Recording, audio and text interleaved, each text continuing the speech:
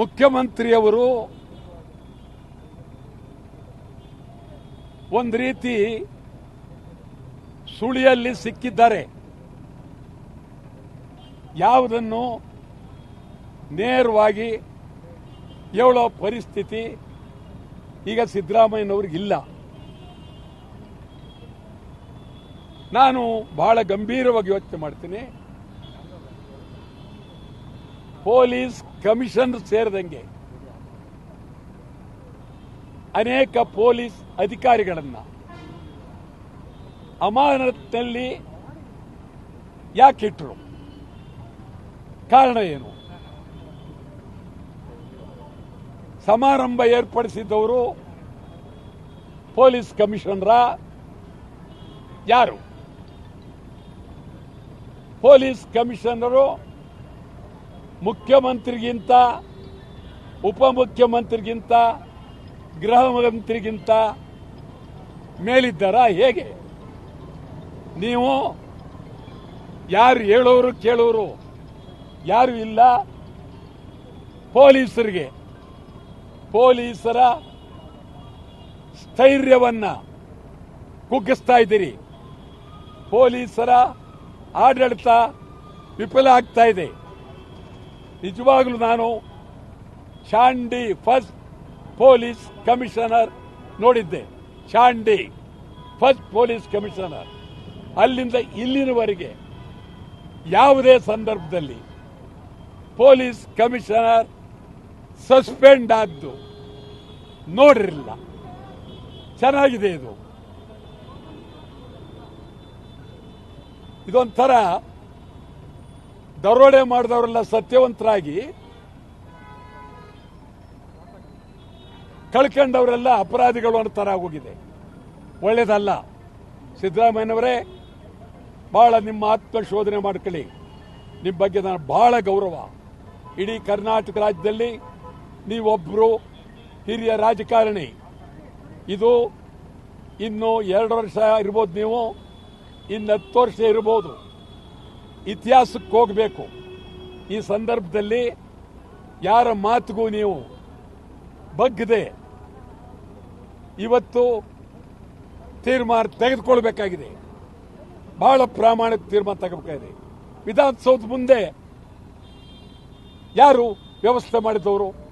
ಹೇಳಿ ಮೊದಲು. ಅದನ್ನ ಸರ್ಕಾರ ಹೇಳಿ. ಯಾರು ಇದಕ್ಕೆ? ಯಾರೋ ಆ ರಾಜಕೀಯ ಕಾರ್ಯದರ್ಶಿ ಗೋವಿಂದರಾಜ್ಗೆ ಮುಖ್ಯಮಂತ್ರಿ ಮೀರೋ ಶಕ್ತಿ ಇದೆಯಾ? ಉಪಮುಖ್ಯಮಂತ್ರಿ ಮೀರೋ ಶಕ್ತಿ ಇದೆಯಾ? ಗೃಹ ಮಂತ್ರಿ ಮೀರೋ ಶಕ್ತಿ ಇದೆಯಾ?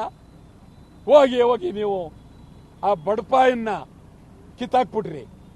ಯಾರು ಒಂದು 3 ಜನ ಮಂತ್ರಿಗಳನ್ನ ಕಿತ್ತಾಕಿದ್ರೆ ಕಮಿಷನರ್ ಸಸ್ಪೆಂಡ್ ಮಾಡೋ ಬದಲು, ಗೋವಿಂದರಾಜ್ ಕಿತ್ತಾಕೋ ಬದಲು ನೀವು 3 ಜನ ಮಂತ್ರಿಗಳನ್ನ ಕಿತ್ತಾಕಿದ್ರೆ ಇವತ್ತಿಡೀ ಕರ್ನಾಟಕ ರಾಜ್ಯ ಸಿದ್ದರಾಮಯ್ಯನವರಿಗೆ ಶಬಾಸ್ಗಿರಿ ಕೊಡ್ತಾ ಇದ್ರು. ನಾನು ಸಿದ್ದರಾಮಯ್ಯನವ್ರ ಬಗ್ಗೆ ಬಹಳ ಗೌರವ. ಸಿದ್ದರಾಮಯ್ಯ ಒಬ್ಬ ಒಳ್ಳೆಯ ವ್ಯಕ್ತಿ. ಸಿದ್ದರಾಮಯ್ಯ ಹೋದರೆ ಮುಂದೆ ರಾಜ್ಯದಲ್ಲಿ ಅಂತ ಒಬ್ಬ ವ್ಯಕ್ತಿ ಬರೋದು ಬಹಳ ದುರ್ಲಭ. ಆದ್ರಿಂದ ಸಿದ್ದರಾಮಯ್ಯನವರು ಯಾರ ಒತ್ತಡಕ್ಕೆ ಮಣಿದ್ರಿ, ಸತ್ಯ ಹೊರಗೆ ಬರಬೇಕು. ಇದು ಅದಕ್ಕಾಗಿ, ಸತ್ಯಕ್ಕಾಗಿ ಕನ್ನಡ ಚಳವಳಿ ಪಕ್ಷ ಇವತ್ತು ನಾವು ಕರಾಳ ದಿನಾಚರಣೆಯನ್ನ ಆಚರಣೆ ಮಾಡ್ತಾ ಇದ್ದೀವಿ. ಪೊಲೀಸರ ಸ್ಥೈರ್ಯ ಕುಂದಿಸಬೇಡಿ.